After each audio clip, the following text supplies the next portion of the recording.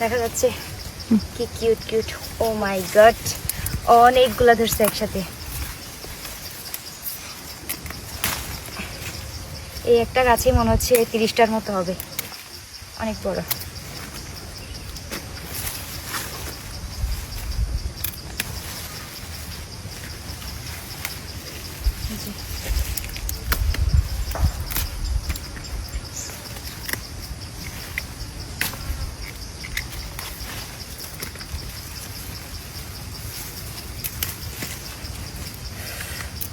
ও ভালো।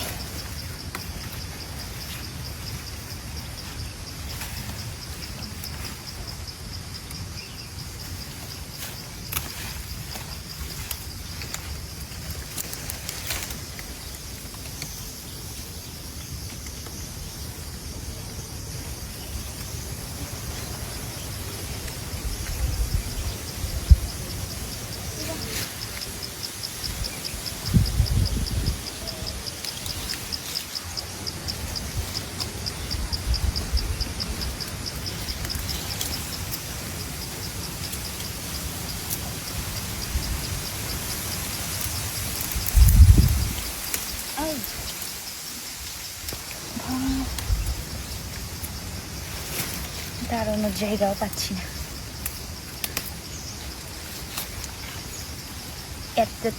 এতগুলা।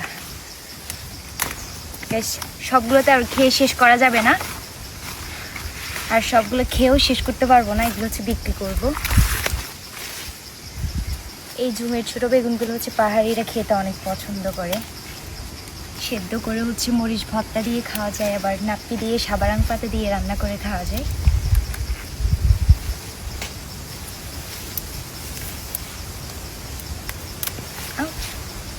এই পাকাগুলোও কিন্তু চামড়া ছিলে হচ্ছে মাছ দিয়ে ভুনা করলে একদম অনেক মজা, শুকনো শুকনো করে।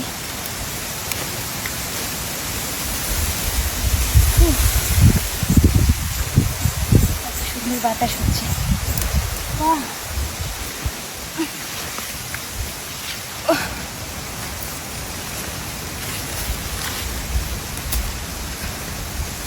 এই যে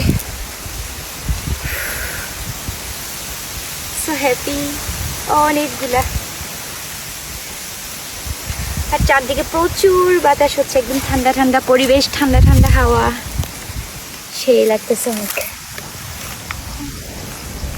এখানে বসে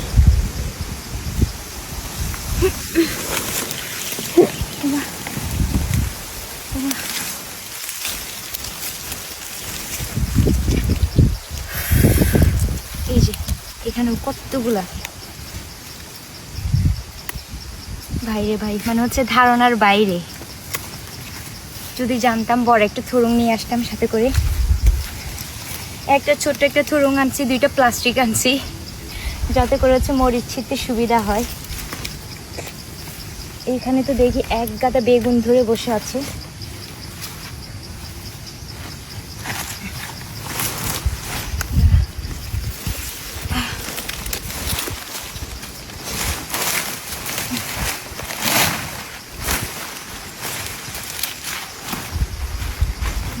যেগুলো ধরবে সেগুলো হচ্ছে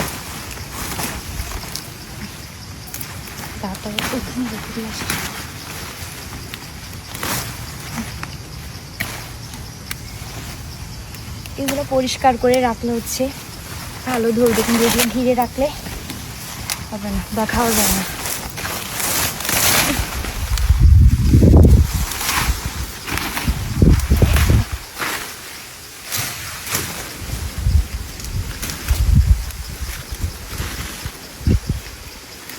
গাছগুলো একদম দেখাই যাচ্ছে না।